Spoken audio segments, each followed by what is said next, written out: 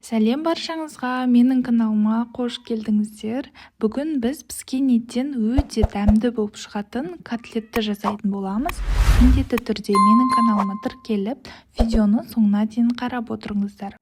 Бізге ең алдымен майдалап туралған пияз, сарымсақ, содан соң майдалап ет өткізгіштен өткізілген піскен ет, содан соң жұмыртқа және әртүрлі өздеріңізге ұнайтын дәмдеуіштерді қолдансақ болады. Ендеше біз котлетімізді жасап бастайық. Ол үшін ең алдымен пияз бен сарымсақты еттің үстіне саламыз. Содан соң дәмдеуіштерімізді салып, оның үстіне жұмыртқаны жарып саламыз да, жақсылап тұрып қолымыздың көмегімен араластырып аламыз. Бұл жерде пиязды майдалап ет өткізгіштен бірге өткізіп жіберсеңіздер де болады. Немесе осылай майда етіп турап қойсаңыздар да болады. Міндетті түрде барлығын осылай қолымызбен мыжып араластырып аламыз. Содан соң үстіне бір 2 ас қасық ұн салып, оны да жақсылап тұрып араластырып аламыз. Ұн біздің котлетіміздің формасын ұстап тұру үшін керек. Ендігі кезек біздің котлетіміз дайын, жартылай. Ендігі кезек формасын келтіреміз. Ол үшін осылай қолымызға кішкене етті аламыз да, осылай дөңгелектеп қолымыздың көмегімен котлетімізге әртүрлі форма береміз. Менде бүгін котлеттер дөңгелек пішінде болады.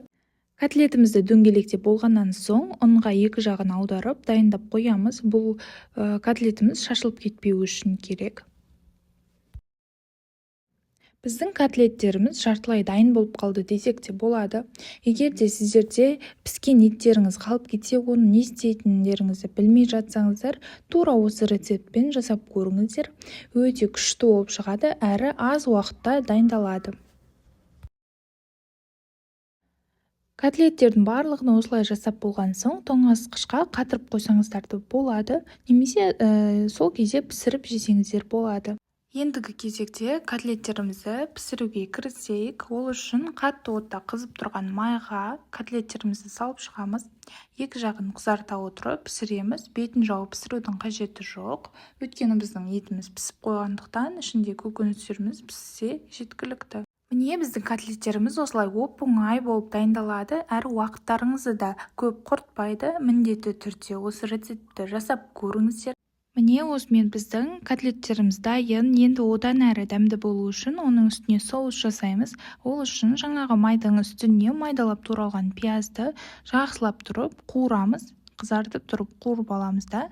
Енді оның үстіне томатты салып, онымен қосып тағы да жақсылап тұрып қуырып аламыз. Томат пастасын көбірек сала беріңіздер, сол кезде өте дәмді болып шығады. Міне осылай қуырып алғаннан соң оны шетке қоямыз да.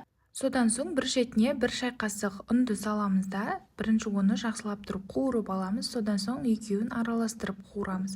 Жақсылап қуырып алғаннан соң үстіне су құямыз. Суды көз мөлшермен құя берсеңіздер болады. Енді сумен жақсылап тұрып араластырып аламыз да, дәміне қарай тұз, бұрыш, өздеріңіз жақсы көретін дәмдеуіштерді салсаңыздар да болады. Міне осылай салып болғаннан соң 1-2 араластырып жібереміз де, бетін жауып, пиязымыз піскенше демдеп қоямыз. Кішкене пиязымыз жұмсарғаннан соң үстіне тағы кішкене су құйып жібереміз де, өйткені қатты қою болып қалмауы керек. Жақсылап араластырып аламыз да, енді үстіне котлеттерімізді қойып шығатын боламыз.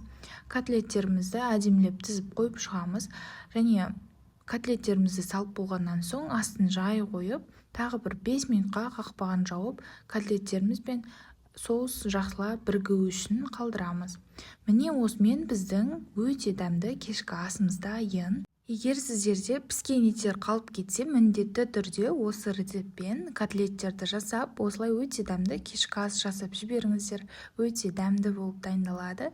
Міндетті түрде дайындап көріңіздер. Барлықтарыңызға ас болсын. Сіздермен бірге болған Раушан.